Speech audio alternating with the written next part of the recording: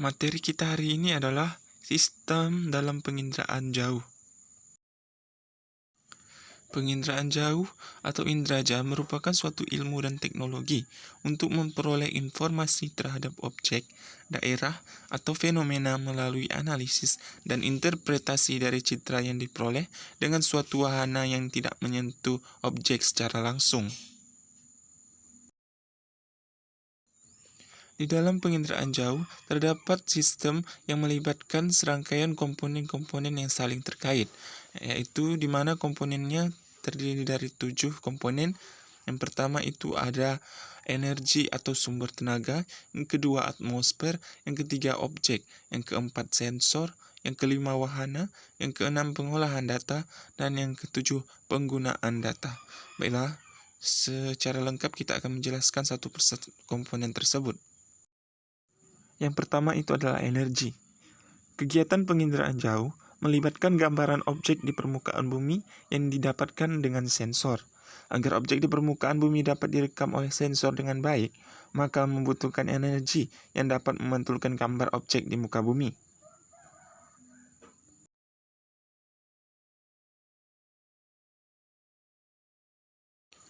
Ada dua jenis energi yang digunakan dalam penginderaan jauh.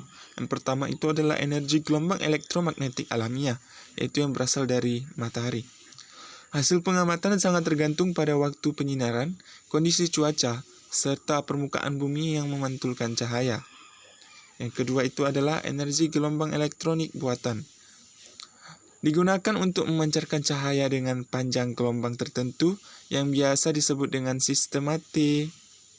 Contohnya, sistem kerja radar.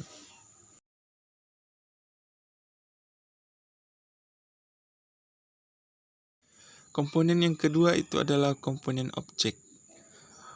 Komponen objek adalah target dalam penginderaan jauh. Setiap objek akan memantulkan panjang gelombang tertentu sehingga dapat memiliki kenampakan yang berbeda pada sensor. Sebagai contoh, objek yang tampak lebih cerah berarti objek tersebut memantulkan lebih banyak energi kepada sensor. Sedangkan apabila objek tampak lebih gelap, berarti objek tersebut memantulkan lebih sedikit energi kepada sensor. Dan komponen yang berikut adalah sensor. Apa itu sensor?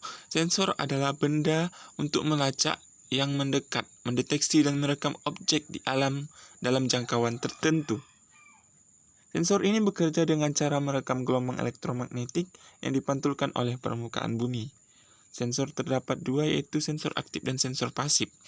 Sensor aktif itu memiliki radiasi elektromagnetik sendiri yang kemudian dipancarkan ke permukaan bumi dan direkam pantulannya. Sedangkan sensor pasif itu merekam radiasi secara alami.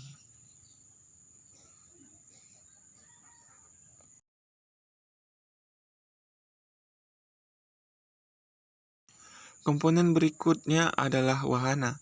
Apa itu wahana? Wahana merupakan alat pembawa sensor. Pada zaman sekarang, sistem penginderaan jauh itu sudah berkembang pesat. Kalau dulu, alat pembawa sensor itu satelit dan balon udara. Sekarang sudah ada yang dinamakan dengan drone.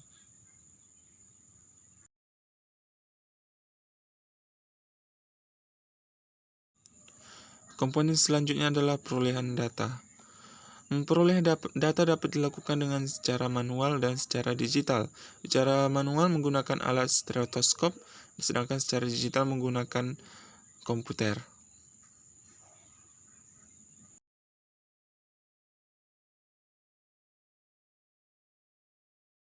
Selanjutnya adalah komponen penggunaan data.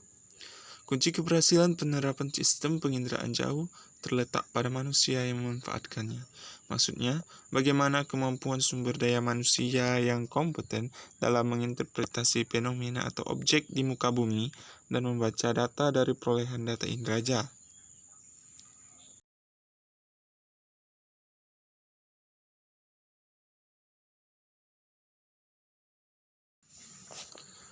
Selain komponen-komponen, terdapat unsur-unsur interpretasi dalam citra. Yang pertama itu adalah rona atau warna. Rona itu merupakan tingkatan keabuan suatu objek pada citra, sedangkan warna itu merupakan wujud yang tampak oleh mata dengan menggunakan spektrum. Baiklah.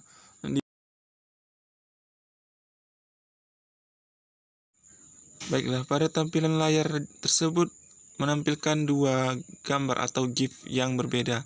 Yang pertama itu menampilkan suatu lahan yang berwarna hijau, itu menandakan lahan tersebut subur.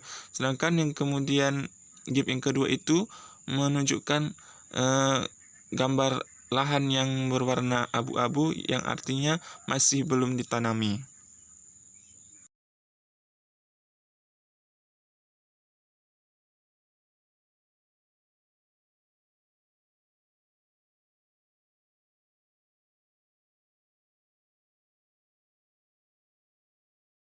Selanjutnya yaitu unsur yang kedua, yaitu bentuk.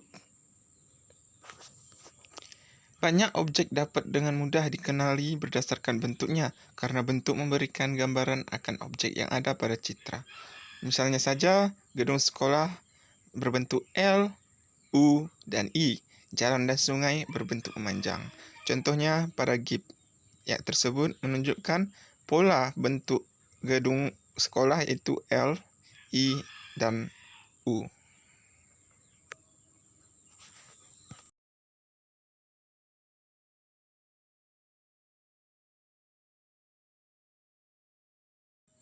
Yang ketiga adalah unsur ukuran. Ukuran menggambarkan objek berdasarkan ukuran, luas, tinggi, dan volume. Misalnya itu gedung atau pabrik. Pabrik dapat dikenali dengan mudah karena bentuknya persegi panjang, dan ukurannya sangat besar. Contohnya pada gambar tersebut, gedung sangat besar sekali areanya sehingga mudah untuk dikenali melalui citra.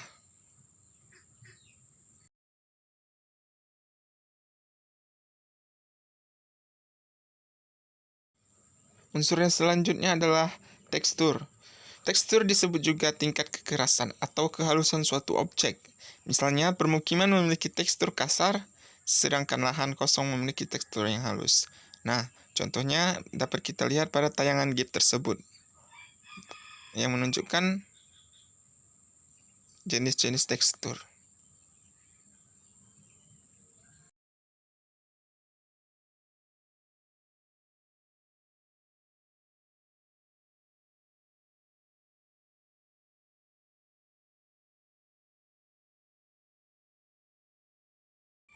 Selanjutnya adalah unsur pola. Unsur pola merupakan susunan keruangan objek yang ada di permukaan bumi.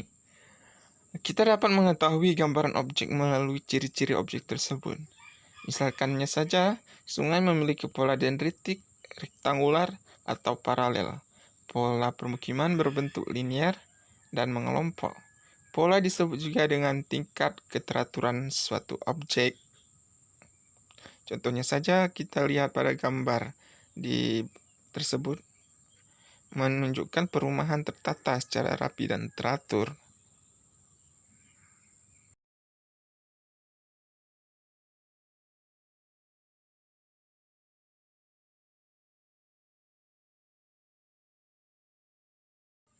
Unsur yang keenam itu adalah unsur bayangan. Objek yang dilihat dari bayangannya dapat diidentifikasi bahwa objek tersebut tinggi atau rendah. Bayangan dipengaruhi oleh waktu perekaman. Pada saat pagi hari, matahari datang dari timur dan bayangan objek yang terekam berada di barat. Contohnya pada gambar tersebut, penggunaan unsur bayangan untuk mengenali objek Monumen Nasional Monas.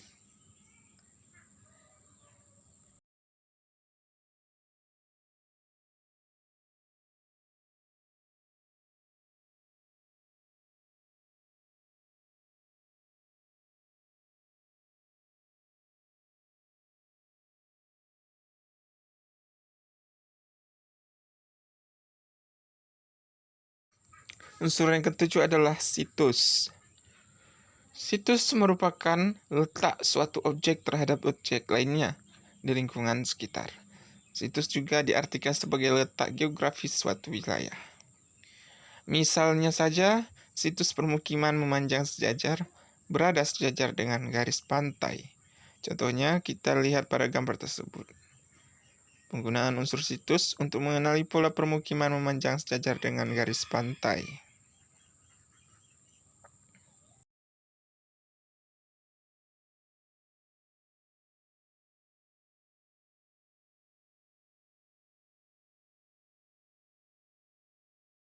Yang kedelapan adalah unsur asosiasi. Asosiasi merupakan keterkaitan antara objek yang satu dengan objek yang lain. Objek yang satu dapat menjadi petunjuk bagi identitas objek yang lain. Misalnya saja, lapangan sepak bola berasosiasi dengan gawang, stasiun berasosiasi dengan rel kereta api, permukiman berasosiasi dengan jalan. Contohnya pada gambar tersebut, lapangan sepak bola berasosiasi dengan gawang.